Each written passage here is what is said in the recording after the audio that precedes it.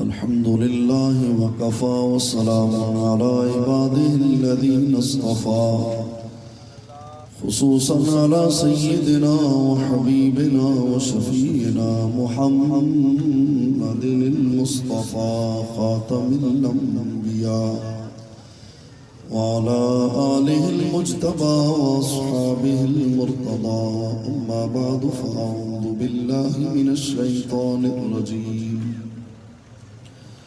بسم الله الرحمن الرحيم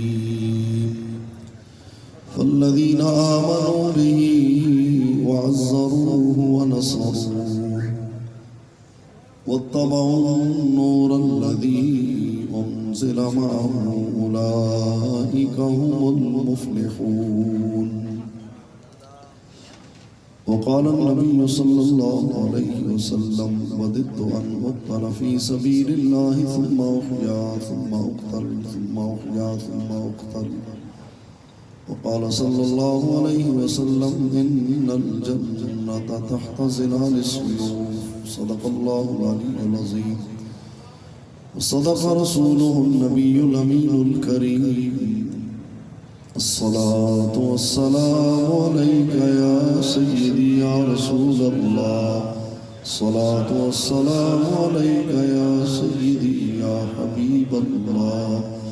الصلاة والسلام عليك يا سيدي يا رحمة للعالمين وعلى آلك وأصحابك يا سيدي يا خاتم النبيين. بندہ پروردگار امت احمد نبی دوستدار چار یارم تابع اولاد علی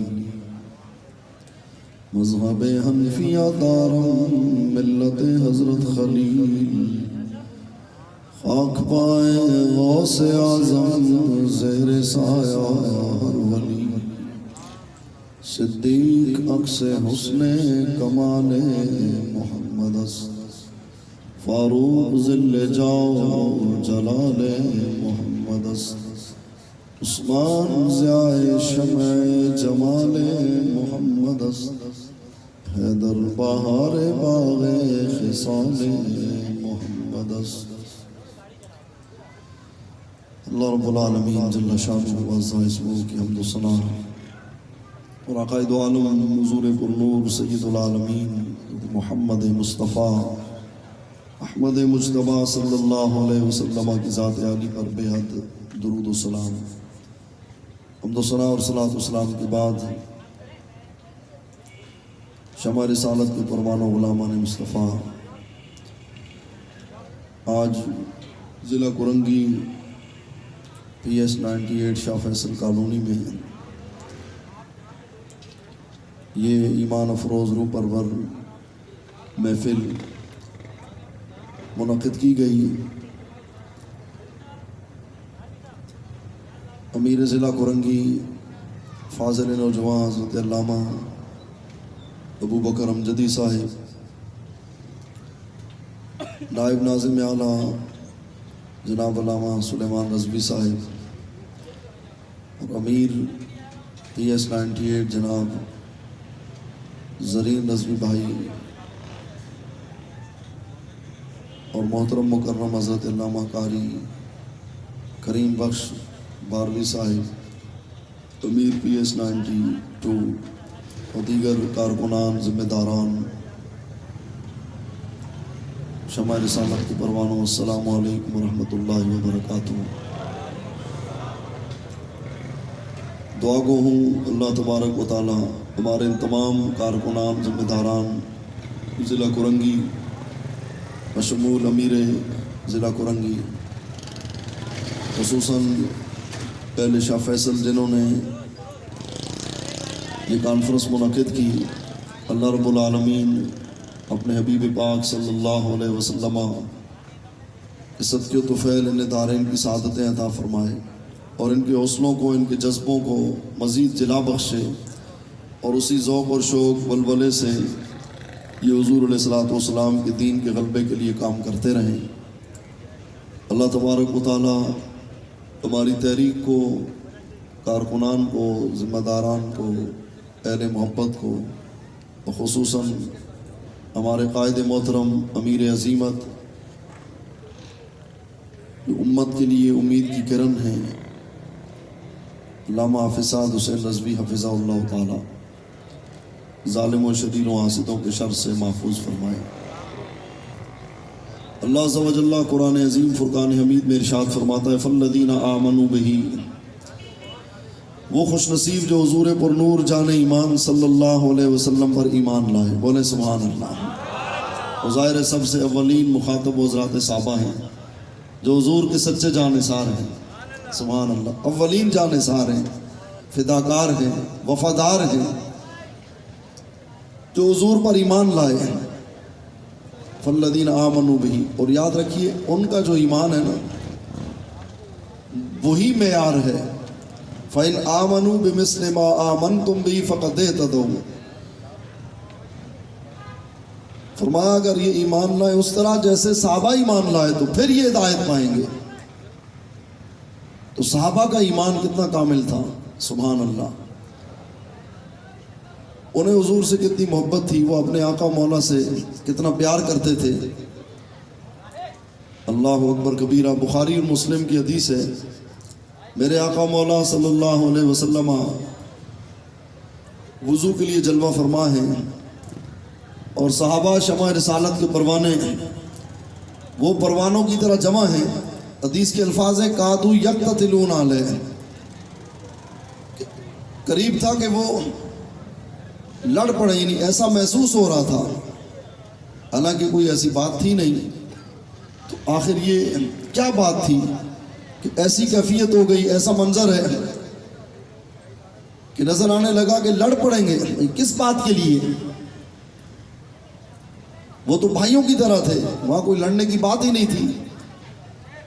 بات یہ تھی کہ میرے آقا مولا وضو کے لیے جلوہ فرما ہیں، اور کچھ صحابہ پانی لیے کھڑے ہیں آقا مولا صلی اللہ علیہ وسلم کے پاس۔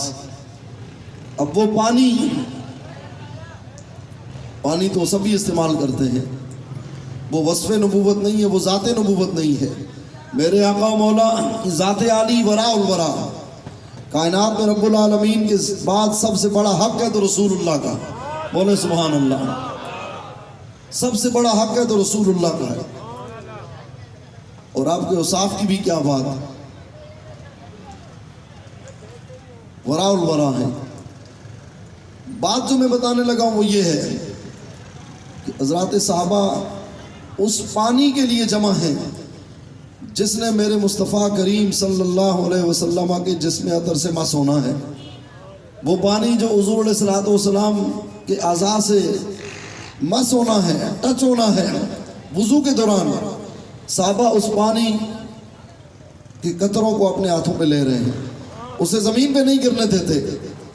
اس پانی سے اتنی محبت ہے، اس پانی سے اتنا عشق ہے، اس پانی کا اتنا ادب ہے، جو پانی میرے آقا مولا کے چہرہ پہ لگ رہا ہے، جو آپ کے ہاتھوں پہ لگ رہا ہے، اس پانی کو زمین پہ نہیں گرنے دیتے، اس کو ہاتھوں پہ لیتے اور چہرے پہ ملتے ہیں، بولے سبحان اللہ۔ اور جسے پانی نہیں ملتا وہ دوسرے صحابی کے گیلے ہاتھ پہ ہاتھ مل کر اپنے چہرے پہ ملتا ہے، سبحان اللہ۔ یہ صحابہ کی محبت تھی، یہ ان کا عشق تھا، اور یہ حضور سے وفا تھی کہ اللہ رب العالمین نے انہیں وہ شان عطا فرمائی کہ کیسر و کسرا بھی ان کے سامنے گر پڑے، سر نگو ہو گئے۔ اللہ نے وہ عزتیں عطا فرمائی، وہ شان عطا فرمائی، اور آقا مولا سے اتنی محبت کرتے تھے، حضور کا اتنا ادب۔ تو اس سے آپ اندازہ لگائیں کہ پھر صحابہ کے جذبات کیا تھے، اور انہوں نے حضور علیہ الصلوۃ والسلام سے وفا کا حق ادا کر دیا۔ فرمایا فالذین آمنوا بہ وعزروہ، اور حضور کی تعظیم کی، یہ بھی تعظیم کا ایک مظہر تھا۔ سیدنا صدیق اکبر رضی اللہ تعالیٰ عنہ، میرے آقا مولا کسی قبیلے میں وفد کے ہمراہ تشریف لے گئے، پیچھے صدیق اکبر کو مقرر فرمایا۔ آپ جو ہے मुसल्ला रसूल पे नमाज पढ़ा रहे हैं, सैयद आलम सल्लल्लाहु अलैहि वसल्लम तशरीफ़ ले आए। अब देखें अदब व एहतराम और ताज़ीम, साहबा हुजूर का कितना अदब करते थे। हुजूर तशरीफ़ ले आए, सिद्दीक़ अकबर आगे मुसल्ले पे हैं। साहबा को जब पता चला तो उन्होंने दौरान नमाज जैसे यूँ हाथ बांधे होते हैं ना, तो सीधा हाथ उल्टे हाथ पे यूँ मारा, यूँ, इसको तस्फीक कहते हैं। वो बार बार यूँ कर रहे हैं नमाज में। नमाज तो रब की है, अल्लाह की इबादत कर रहे हैं, लेकिन हुजूर तशरीफ़ ले आए। वो ये बताना चाहते हैं सिद्दीक़ अकबर को कि इमामुल अंबिया तशरीफ़ ले आए। जब मेरे आका मौला ने ये मंजर देखा तो आपने फरमाया अनिम कुस मकानक, सिद्दीक़ अकबर से फरमाया यानी अपनी जगह कायम रहे और नमाज पढ़ा दो। जब सिद्दीक़ अकबर ने आवाज़ सुनी अल्लाहु अकबर कबीरा, मुसल्ले से पीछे हट गए। बाकी नमाज मेरे आका मौला ने मुकम्मल फरमाई। जब नमाज हो गई, हुज़ूर अलैहिस्सलाम ने फरमाया मेरे सिद्दीक़, जब मैंने तुमसे कहा था कि नमाज मुकम्मल करा दो, हुज़ूर की शान पे कुर्बान जाएं, आज किसी और को ये इख्तियार हासिल है कि वो इमाम हो और वो बाद में आए तो फिर मौज़िन या नायब इमाम पीछे हट जाए? नहीं नहीं, तो नमाज फासिद हो जाएगी। ये तो मेरे आका मौला की शान है कि साहबा यूं भी कर रहे हैं लेकिन नमाज में है। इबादत रब की है, ताज़ीम मुस्तफ़ा की, अदब मुस्तफ़ा का, एहतराम मुस्तफ़ा का। तो पता चला नमाज वही है जिसमें हुजूर का अदब हो, तो नमाज के बाहर फिर कितना अदब होगा। वो तो रब की इबादत कर रहे हैं लेकिन फिर भी अदब मुस्तफ़ा है, एहतराम मुस्तफ़ा है, ताज़ीम मुस्तफ़ा है। सरकार ने फरमाया सिद्दीक़ क्या बात है, जब मैंने तुमसे कह दिया था कि नमाज पढ़ा दो, अल्लाहु अकबर, हुजूर की बारगाह में अपने आप को मिटा दिया। अर्ज़ करते हैं हुजूर मा यंबगी लिब्न अबी कुहाफा अन युसल्लिया औ अन यक़ूमा बैन यदै रसूलिल्लाह। अर्ज़ करते हुजूर अबू कुहाफा के बेटे की क्या मजाल, अपना नाम भी नहीं लिया। जब हुजूर की बात हो ना फिर बंदा अपना नाम नहीं लेता। इसलिए हमारे इमाम मुजद्दिद बरक ने, जो इमाम अहमद रज़ा मुजद्दिद आज़म का पैगाम था कि उन्हें जाना, उन्हें जाना, उन्हें जाना, मुझे जानो मुझे मानो नहीं, उन्हें जाना, ना रखा गैर से काम। लिल्लाहिल हम्द में दुनिया से मुसलमान गया। सिद्दीक़ अकबर ने अपना नाम नहीं लिया। अर्ज़ करते हैं हुजूर अबू कुहाफा के बेटे की क्या मजाल कि इमामुल अंबिया के सामने खड़े होकर नमाज पढ़ाए। तो जो हुजूर की बारगाह में अपने आप को मिटाता है फिर अल्लाह उसे उरूज अता फरमाता है, फिर अल्लाह उसे उरूज अता फरमाता है। तो ये अदब था जो इन नमाज में था। ये सहाबा को अल्लाह ताला ने अज़मत अता फरमाई थी, वो अपने हबीब से इतनी ही मोहब्बत करते थे। फरमाया फल्लदीना आमनू बिही व अज़्ज़रूहु व नसरूहु, ईमान भी लाए, ताज़ीम व तकरीम भी की और फिर हुजूर के दीन की मदद की। हुजूर के दीन की मदद की। कैसे मदद की? मक्का मुकरमा में कितनी कुर्बानियां दी, जानें पेश की, तकालीफ बर्दाश्त की। फिर जब हिजरत का हुक्म हुआ तो साहबा ने रिश्तेदारों को छोड़ दिया, घर छोड़ दिए, कारोबार छोड़ दिए और मदीना तैयबा पहुंच गए। व नसरूहु, हुजूर के दीन की मदद की। और फिर वहां भी चैन से नहीं बैठे। फिर जब हुक्म हुआ तो साहबा बदर पहुंच गए। अल्लाहु अकबर कबीरा, साहबा बदर पहुंच गए। और फिर मैदान बदर में साहबा ने जो दादे शुजात दी और आका मौला के दीन की नुसरत की, तो फिर रब की ताईद उतरी, 1000 फरिश्ते आए, फिर 3000 आए, फिर बिखमसत आलाफ मिनल मलाइकत मुसव्विमीन, फिर 5000 फरिश्ते उतरे और अल्लाह रब्बुल आलमीन ने अपने हबीब के साहबा को फतह नुसरत से नवाज दिया। ये दीन की नुसरत थी। हुजूर के गुलामों, साहबा ने किस तरह अपने आका मौला के दीन की मदद की। फिर मैदान ओहद सजता है। आज लोग जो है समझते हैं कि हम घर में बैठ जाएंगे, हमने नमाज रोज़ा कर लिया, पैसे ज़कात दे दी, हज उम्रा कर लिया, बस हक अदा हो गया जी, सदका खैरात कर लिया। हुजूर के गुलामों, अगर इससे दीन का हक अदा होना था, हुजूर का हक अदा होना था, तो साहबा से बड़ा कोई नमाजी नहीं। वो तो खुद मक्के और मदीने के रहने वाले, उनसे ज्यादा सदका और खैरात किसका होगा? वो अगर 1 रुपया खर्च करें और हम अरबों खर्च कर दें तो उनके बराबर नहीं हो सकते। उनकी शान ये है, वो नमाजी भी हैं, रोजेदार भी हैं और सारी नेकियां करने वाले हैं। लेकिन बताओ हुजूर के गुलामों, फिर मैदान ओहद में भी जाते हैं। پھر میدان میں بھی جاتے ہیں. جب مسجد میں آنے کی بات ہوتی ہے تو وہ مسجد میں ہوتے ہیں. جب رات میں عبادت کی بات ہوتی ہے تو وہ شب بیداری بھی کرتے ہیں. جب روزے کی بات ہوتی ہے وہ روزہ بھی رکھتے ہیں. جب دین سکھانے کی بات ہوتی ہے وہ دین سکھاتے بھی ہیں. لیکن جب میدان میں آنے کی بات ہوتی ہے تو سب کچھ چھوڑ کر صحابہ میدان عہد میں آتے ہیں. صحابہ میدان عہد میں آتے ہیں. یہ بھی سنت ہے صحابہ, یہ بھی اسوہ حسنہ ہے. اب میدان عہد میں صحابہ اترتے ہیں. پتہ ہے 70 صحابہ شہید ہوئے. کتنے صحابہ؟ اور 30 تو وہ ہیں جو میرے آقا و مولا کی عزت و ناموس پہ پہرا دیتے ہوئے شہید ہوئے. حضرت انس بن نضر کا قیمہ بن گیا. وہ کسی ایک موقع پہ نہیں جا سکے تھے. پھر انہوں نے اللہ رب العالمین کی بارگاہ میں یہ التجا کی کہ لئن اکرمنی اللہ, اگر اب اللہ مجھے نوازے گا اور میں کافروں سے میرا آمنا سامنا ہوگا تو پھر کہتے لَيَرَيَنَّ اللَّهُ مَا أَصْنَعُ, پھر رب بھی دیکھے گا کہ میں کیا کرتا ہوں. پھر وہ اس جرأت سے لڑے کہ ان کا قیمہ بنا دیا گیا. حضرت انس بن نضر, سبحان اللہ. حضرت ابو طلحہ, حضرت ابو دجانہ, ان کو اتنے تیر لگے ایسا محسوس ہوتا تھا کہ تیر اگ آئے ہیں. حضرت طلحہ بن عبید اللہ, ان کے بازو شل ہو جاتے ہیں. یہ صحابہ نے داد شجاعت دی. اور صحابی حضرت ام عمارہ, حضور فرماتے میں نے جدر بھی دیکھا, آگے پیچھے دائیں بائیں ام عمارہ اپنے نبی کا دفاع کر رہی ہیں. وَنَصَرُوهُ, یہ ہے کہ حضور کے دین کی مدد کی. حضور کے دین کی مدد کی. صحابہ نے وقت بھی دیا, مال بھی دیا, اولاد بھی قربان کی اور اپنی جانیں بھی پیش کی. حضور کے چچا امیر حمزہ بھی شہید ہو جاتے ہیں, ان کا کلیجہ بھی چبا لیا جاتا ہے. آج ہم یہ سمجھتے ہیں کہ شاید میرا مدرسہ ہے تو میں نے مدرسے میں پڑھا لیا, میری مسجد ہے میں نے درس دے دیا, یا میں لکھتا ہوں میں نے کتابیں لکھ لی, یا میں کوئی خطاب کرتا ہوں تو میں نے خطاب کر لیا, یا میں پیر ہوں تو میں نے دم درود کر لیا, میں نے جناب والا مریدوں کے دورے کر لیے تو میں نے دین کا حق ادا کر دیا. حضور کے غلاموں, یہ کام صحابہ کرام کو بھی یہ ساری باتیں معلوم تھی, لیکن وہ میدان میں آئے. جب دین کی بنیادوں پہ, احساسوں پہ حملہ ہو, جب شاعر اسلام پہ حملہ ہو, تو پھر سارے کام چھوڑ کے بندہ میدان میں آتا ہے. پھر صحابہ نے حضور کے دین کی کیسے مدد کی. میدان خندق میں آ جائیں, سردی کا موسم ہے اور گرم لباس بھی نہیں ہے, کھانے پینے کی اشیاء کی بھی قلت ہے. صحابہ خندق کھود رہے ہیں, آدھی کھجور ایک کھجور کھا رہے ہیں حضور کے غلاموں, اور میرے آقا مولا نے بھی مٹی اٹھائی ہے. آج ہم باتیں کرتے ہیں, اس خاک نے میرے آقا مولا کے دامن میں پناہ لی ہے.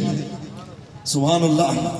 اور پھر جب خندقیں کھود دی گئی اور کفار کا 25,000 کا لشکر سامنے ہے, ادھر سے عمر بن عبد ود گھوڑا دوڑاتا ہوا پار آ گیا, حملہ آور ہونے لگا. مولا علی شیر خدا نے اس کا کام تمام کر دیا. بولے سبحان اللہ. مولا علی شیر خدا, سبحان اللہ, سبحان اللہ. اب جب اس کا کام تمام ہو گیا تو کفار غصے میں آ گئے, اور اب ان کا ارادہ یہ تھا کہ خندق عبور کر کے اہل مدینہ پہ حملہ کریں. اب سنو حضور کے غلاموں, آج لوگ کہتے ہیں جی حضور نے فلاں کو معاف کر دیا, فلاں کو معاف کر دیا, فلاں کو معاف کر دیا, حضور نے فلاں کو معاف کر دیا. میرے آقا و مولا جس کو چاہیں معاف کر دیں, جس کو چاہیں سزا دے دیں, لیکن اب کسی دشمن رسول کو معاف کرنے کا کسی کو حق نہیں ہے. وہ حضور کی حیات میں, ظاہری حیات میں, حضور تو ہمیشہ کے لیے حیات ہیں. تو زندہ ہے واللہ, تو زندہ ہے واللہ, میری چشم عالم سے چھپ جانے والے. اس دور میں آپ جس کو چاہیں معاف کر دیں, جس کو چاہیں سزا دے دیں, لیکن اب کسی کو اختیار نہیں ہے.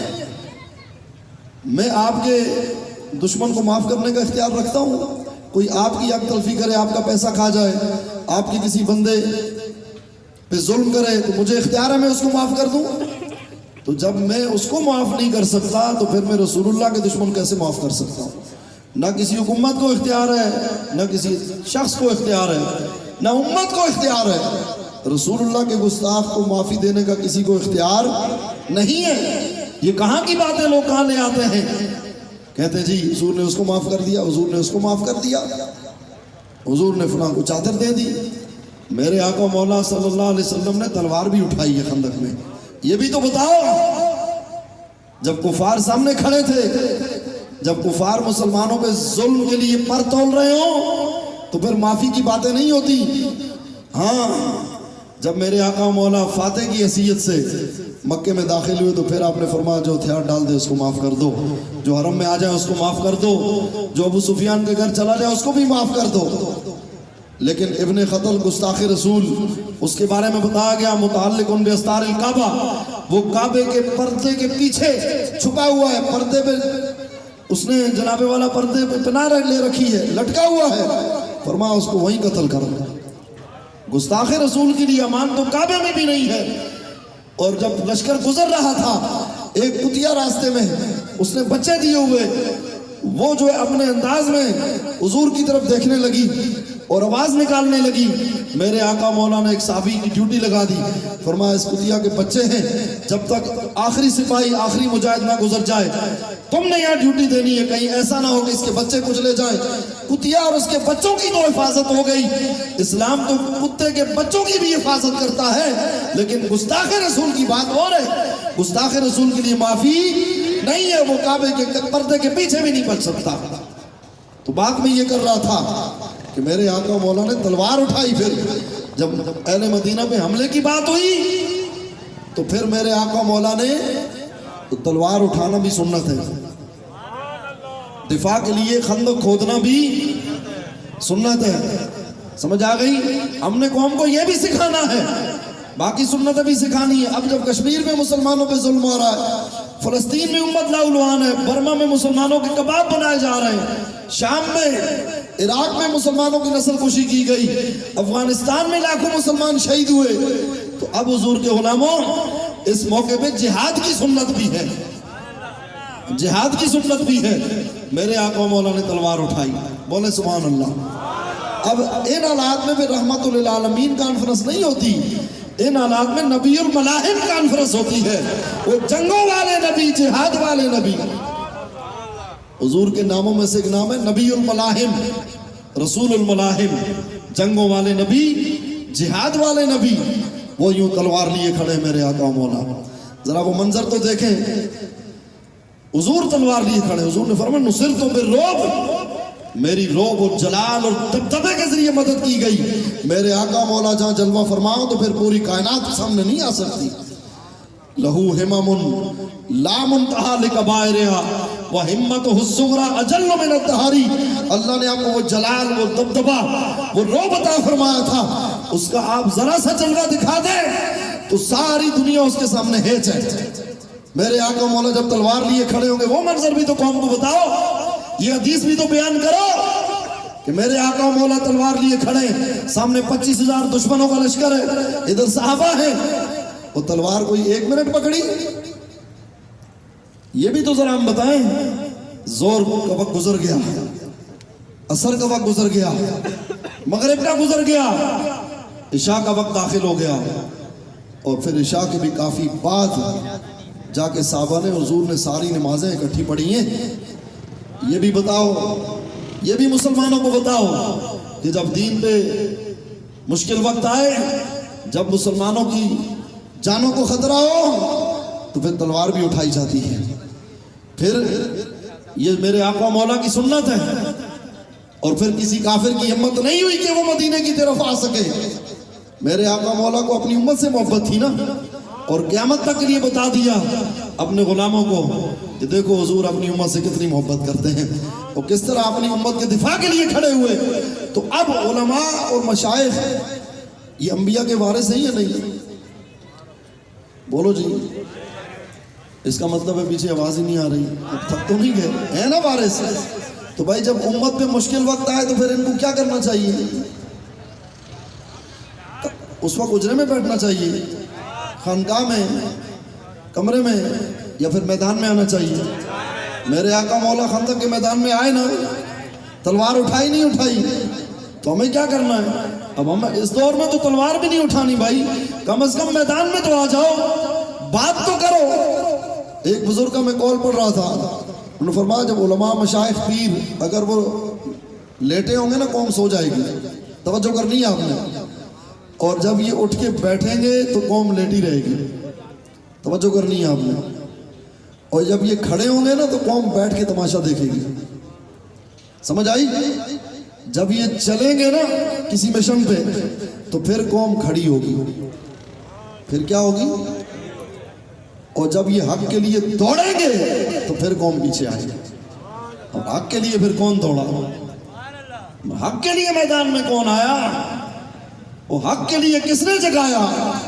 حق کے لیے اذانیں کس نے دی؟ حق کے لیے تکلیفیں کس نے اٹھائی؟ حق کے لیے قربانیاں کس نے دی؟ حق کے لیے امت کو بیدار کس نے کیا؟ وہی تو مرد فقیر تھا، وہ بارگاہ مصطفیٰ کا فقیر، وہ امام برحق اس دور کا مجدد، وہ ویل چیئر پہ بیٹھا مرد کلندر امام خادم حسین نظوی. وہ جب حق کے لیے دوڑے میدان عمل میں، وہ ادھر بھی گئے، وہ ادھر بھی گئے، وہ چاروں طرف گئے، وہ بلوچستان سے لے کر کشمیر تک اور KPK سے لے کر سندھ تک ایک ایک علاقے میں گئے. پھر ان کا پیغام یورپ میں بھی پہنچا اور افریقہ میں بھی پہنچا اور پوری دنیا میں پہنچا اور حق کا علم بلند ہوا. اور پھر قوم کھڑی ہوئی نہیں، قوم چل پڑی نہیں. قوم تب چلتی ہے کہ جب لیڈر جو ہے پھر وہ میدان میں سبقت کرتا ہے. وہ بلٹ پروف گاڑی میں بیٹھا ہو، وہ حجرے میں بیٹھا ہو، وہ وہاں سے پیغام دے رہا ہو تو پھر قوم نہیں چلتی. مشکل کشا کسی دوسرے ملک میں ہو اور قوم مشکل میں پڑی ہو تو پھر قوم نہیں نکلتی. قیادت ہو تو ایسی ہو، لیڈر ہو تو ایسا ہو، اس کا جلال بھی ایسا کفار کے لیے، وہ جمال بھی بے مثال، اس کا حسن بھی بے مثال. وہ حافظ قرآن ایسا کہ ایک رات میں قرآن ختم کر دے، حافظ الحدیث ایسا کہ سبحان اللہ پڑھانے پہ آئے تو ہزاروں علماء مفتی شیخ الحدیث تیار کر دے، اور خود اس کے شاگردوں میں ہزاروں علماء مشائخ جن کے نیچے شاگردوں کے شاگرد. اور پھر جب حضور کی عزت و ناموس کی بات کرنے آئے تو پورے کفر کو جھکا دے. وہ امریکہ بھی پریشان ہو جائے تو اسرائیل بھی سہم جائے تو انڈیا میں بھی چیخیں بلند ہو. وہ تو آج بھی چیخیں ہیں. اس مرد کلندر نے، اس نے تو صرف یہ بات کی تھی، غوری آیا جی، شاہین آیا، ابدالی آیا تو خالد دینگ آیا. ابھی آپ کے ہاتھ میں تو نہیں آیا، انشاءاللہ دین تخت پہ آئے گا تو پھر بٹن آپ کے ہاتھوں میں ہوگی، تو پھر کسی کی ضرورت نہیں ہوگی. آزادی اظہار کے نام میں پھر وہ گستاخیاں کرتا پھرے. ابھی تو صرف آپ بات کرتے ہیں، اس مرد کلندر کی تصویر ڈال دیں، آپ ویڈیو ڈال دیں تو آپ کو بلاک کر دیا جاتا ہے. کفر آپ سے اتنا گھبرا گیا. تو یہ تو صرف تلوار کا بھی ذکر ہوا ہے، ابھی تو ذکر ہوا نا، اب تلوار پہ لکھا گیا تھا. بولیں سبحان اللہ، بولیں سبحان اللہ. میرے آقا مولا کی تلوار. جی حضور نے تسبیح نہیں بانٹی، حضور نے اپنے صحابہ کو تلواریں دی. فرمایا من یاخذو، کون لے گا اس کو بے حق کے ہی، جو اس کا حق عطا کرے. حضرت ابو دجانہ آ گئے، عرض کی حضور میں لیتا ہوں. اور کرتے ہیں حضور حق کیا ہے؟ فرمایا اس کا حق یہ ہے کہ اتنا لڑو حق کے لیے، کفار اللہ کے دشمنوں کے خلاف کہ ٹیڑھی ہو جائے اور نہ حق نہ اٹھے، کسی مسلمان کے خلاف نہ اٹھے. اس کا حق یہ ہے.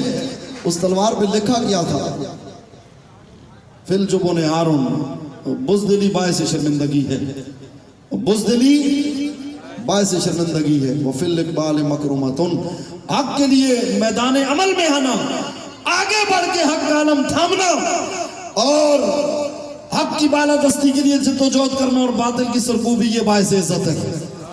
اور فرمایا والمرء بالجبن لا ینجو من القدر، آدمی بزدلی کی وجہ سے اللہ کی تقدیر سے نہیں بچ سکتا، کیونکہ بزدلی سے گھر میں بیٹھ جائے تو اس کو موت نہیں آئے گی. میں نے پڑھا کہیں یہ جملہ مجھے بڑا اچھا لگا، وہ آپ بھی سنیں. کسی نے لکھا کہ میں نے قبرستان جا کر دیکھا، ان لوگوں کی قبریں بھی دیکھی جو اپنے حق کے لیے اس لیے نہیں لڑتے تھے کہ کہیں مارے نہ جائیں، جو اپنے حق کے لیے اس لیے نہیں لڑتے تھے کہ کہیں مارے نہ جائیں، قبریں تو ان کی بھی ہیں.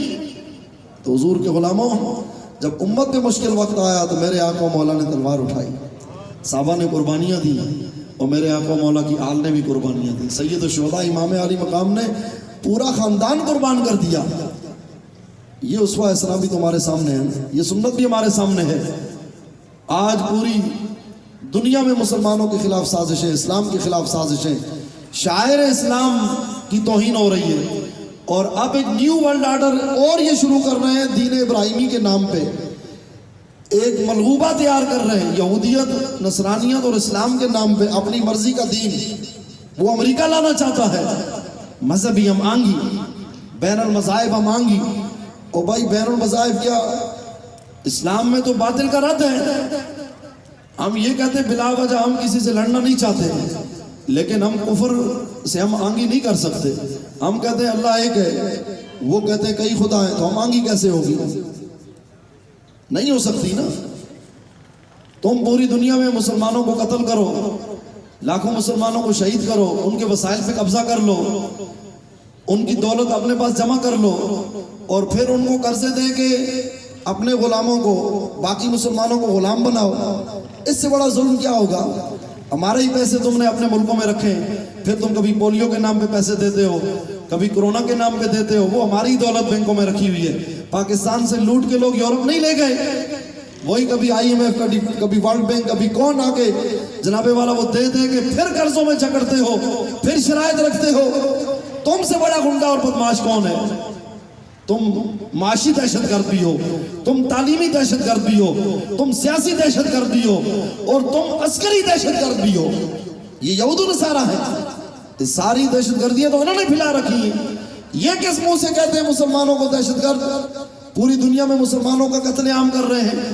تو حضور کے غلاموں بات یہ چل رہی تھی کہ وَنَصَرُوهُ، صحابہ نے حضور کے دین کی مدد کی. اور جب بندہ دین کی مدد کرتا ہے تو پھر کیا ہوتا ہے؟ اِن تَنْصُرُوا اللَّهَ يَنْصُرْكُمْ. فرمایا جب تم دین خدا کی مدد کرو گے تو اللہ تمہاری مدد کرے گا. وَلَيَنْصُرَنَّ اللَّهُ مَن يَنْصُرُهُ. جو اللہ کے دین کی مدد کرتا ہے اللہ اس کی مدد کرتا ہے. بتاؤ حضور کے غلاموں، جب بندہ خدا کے دین کی مدد کرے گا اور رب کی مدد آئے گی تو پھر کیا ہوگا؟ فرمایا اِن يَنْصُرْكُمُ اللَّهُ فَلَا غَالِبَ لَكُمْ. جب تم صدقے دل سے اپنے رب کے دین کی مدد کے لیے نکلو گے، ناموس رسالت کے تحفظ کے لیے، ختم نبوت کے دفاع کے لیے، حضور کے دین کے غلبے کے لیے، دین کو تخت لانے کے لیے، حق کے نظام کو نافذ کرنے کے لیے، باطل نظاموں کو جڑ سے اکھاڑ پھینکنے کے لیے جب تم میدان عمل میں آؤ گے، اِن يَنْصُرْكُمُ اللَّهُ، اور پھر اگر اللہ تمہاری مدد فرمائے گا، فَلَا غَالِبَ لَكُمْ. فرمایا اِن يَنْصُرْكُمُ اللَّهُ فَلَا غَالِبَ لَكُمْ. پھر دنیا کی کوئی طاقت تم پہ غالب نہیں آ سکتی. بالکل نفی کر دی. فرمایا فَلَا غَالِبَ لَكُمْ، کوئی تم پہ غالب نہیں آ سکتا. آج حضور کے غلاموں دیکھ لو آپ، یہ تو ہم نے آپ کو ماضی کے اپنے صحابہ کے واقعات سنائے، ان کی مدد کیسے ہوئی. اس دور کے اندر آپ نے سنا بھی، آپ نے اپنی آنکھوں سے دیکھا بھی کہ جب مرد قلندر امیر المجاہدین امام خادم حسین رضوی ختم نبوت کے دفاع کے لیے، ختم نبوت کے پہرہ داری کے لیے فیض آباد پہنچے تو مدد کیسے آئی. جب ہالینڈ میں گستاخی کا مسئلہ ہوا آپ میدان میں آئے تو مدد کیسے آئی. اس کے بعد مدد کیسے آئی. اور پھر جب ابھی حضور کے غلام لاہور سے ماہ ربیع الاول میں جب لوگ حلوے کھا رہے تھے، جب لوگ لنگر کھا رہے تھے، جب لوگ جناب والا لفافے لے رہے تھے، لوگ اپنے جلسے کر رہے تھے، رسول اللہ کے غلام حضور کی عزت و ناموس کے لیے گولیوں کا سامنا کرتے ہوئے، شیلنگ کا سامنا کرتے ہوئے، زخموں سے چور ہو کر شہادتیں پیش کرتے ہوئے جب وزیر آباد کی طرف بڑھے تو پھر آپ نے دیکھا کہ پوری دنیا کے کفر کی چیخیں نکل گئیں. ان کے یار بھی پریشان ہو گئے اور اللہ نے حضور کے غلاموں کو فتح عطا فرمائی. یہ فتح کیسے ملی؟ اِن يَنْصُرْكُمُ اللَّهُ فَلَا غَالِبَ لَكُمْ. جب رب کی مدد آتی ہے تو پھر دنیا کی کوئی طاقت غالب نہیں آ سکتی. یہ ہے اس مدد کا جلوہ. فرمایا وَنَصَرُوهُ، انہوں نے دین کی مدد کی. اور اب قیامت تک یہ حکم ہمارے لیے بھی ہے. ہم حضور کے غلام ہیں، ہم نے حضور کی تعظیم و تکریم کرنی ہے، اس کا درس بھی دینا ہے، قوم کو ادب سکھانا بھی ہے، اور پھر دین کی مدد کرنی ہے، وقت دے کر، مال دے کر، اور ضرورت پڑے تو اپنی جان بھی پیش کریں گے، اپنی جان بھی پیش کریں گے. دین کی مدد کرنی ہے آپ نے.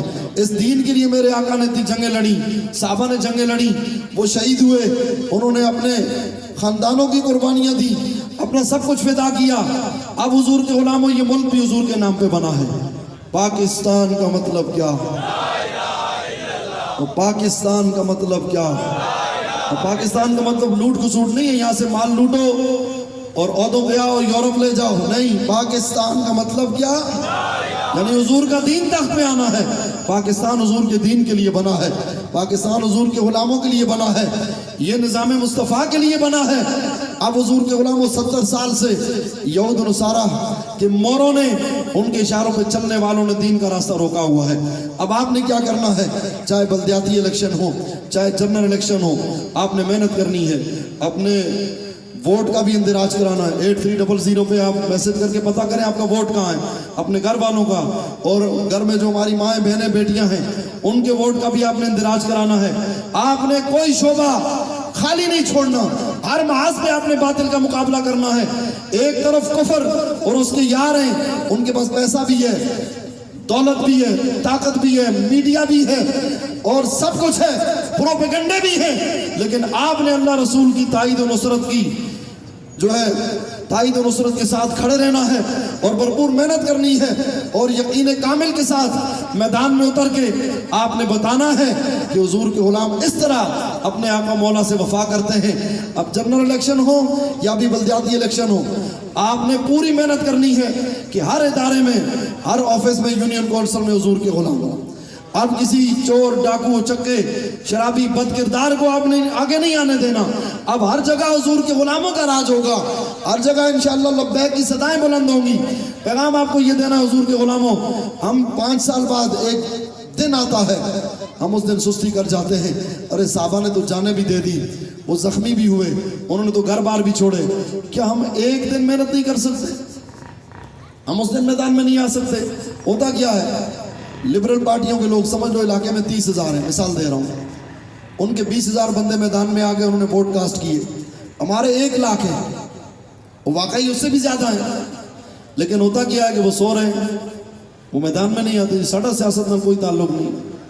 وہ حضور کے غلاموں, اگر تمہارا سیاست سے تعلق نہیں, ضروری نہیں کہ ہر کوئی عملی میدان میں آئے, لیکن الیکشن کے دن بھی آپ نہیں نکلو گے اور لاکھ آپ ہو لیکن آپ نکلے 15,000, تو بتاؤ وہ اہل باطل جو 20,000 تھے وہ آگے ہو گئے نا. اب وہ جتنے اسلام کے خلاف قانون بنائیں گے, وہ جتنے ظلم کریں گے, وہ جتنی کرپشن کریں گے, وہ لوٹ مار کریں گے اور یہود و نصارہ کی ایجنٹیاں کریں گے اور ملک, ملت اور قوم کی تباہی کے لیے کام کریں گے, بتاؤ اس جرم میں گھروں میں خاموشی سے بیٹھنے والے شریک ہیں یا نہیں ہیں؟ اگر ایک دن آپ نکل آتے, ہم بازاروں میں تو ہم جاتے ہیں, شادیوں میں ہم جاتے ہیں, ہماری مائیں بہنیں بیٹیاں بھی جاتی ہیں, یار اس دن ہم کیوں نہیں آتے باہر؟ ایک دن تو ہے, آج آپ عہد کریں گے انشاءاللہ حضور کے لیے تو ہماری جانیں بھی حاضر ہیں. اس پرچی کی تو کوئی حیثیت ہی نہیں ہے, ایک پرچی کی تو بات ہے. آج سے آپ سب عہد کریں, کیونکہ یہ کسی شخص کی بات نہیں ہے, یہ حضور کے دین کی بات ہے. بابا جان نے تو اپنی جان بھی دے دی, اپنا خاندان بھی پیش کر دیا, اپنے شہزادے بھی پیش کر دیے. اب حضور کے غلاموں یہ ہمارا فرض ہے. کل سرکار نے پوچھ لیا کہ میرا غلام تو ویل چیئر پہ آ کے تمہیں جگا کے گیا تھا, اس کے خاندان نے بھی قربانیاں دی, تم نے کیا کیا تھا؟ تم صرف حلوہ کھانے کے لیے تھے, تم صرف لنگر کھانے کے لیے تھے, تمہارا صرف یہی مقصد تھا کہ محفل میں جاؤ جی عمرے کے ٹکٹ کے نام پہ اور جناب والا یہ کام کر لو اور بس کام ہو گیا. حضور کے غلاموں آپ سب نے نکلنا ہے اور پرچی بھی حضور کے دین کے نام پہ دینی ہے اور اتنی محنت کرنی. ہمارے قائد نے فرمایا تھا اتنے ووٹ ڈالنے کہ ان کے بازو اٹھا نہ سکے. آپ نے چوری بھی نہیں ہونے دینی, پوری محنت کرنی ہے. اگلا جملہ میرے آقا مولانا صلی اللہ علیہ وسلم کے غلاموں جو قرآن کی آیت میں فرما واتبعوا النور الذی انزل معہ, اس نور کی پیروی کی جو حضور کے ساتھ اترا. اولئک هم المفلحون, یہی لوگ فلاح پانے والے ہیں. اللہ رب العالمین کی بارگاہ میں دعا ہے کہ آقا مولا کے صدقے طفیل دین کو غلبہ نصیب فرمائے. اور آپ نے اس ضلع میں, اس پی ایس میں اپنے امیر اور اپنی ضلعی ٹیم کے ساتھ, اپنے پی ایس امیر کے ساتھ اسی جوش اور بلبلے کے ساتھ کام کرنا ہے اور دین کو تخت پہ لانے کی جدوجہد جاری رکھنی ہے. انشاءاللہ قائد محترم کی قیادت میں دین تخت پہ آئے گا. تاجدار ختم نبوت, تاجدار ختم نبوت.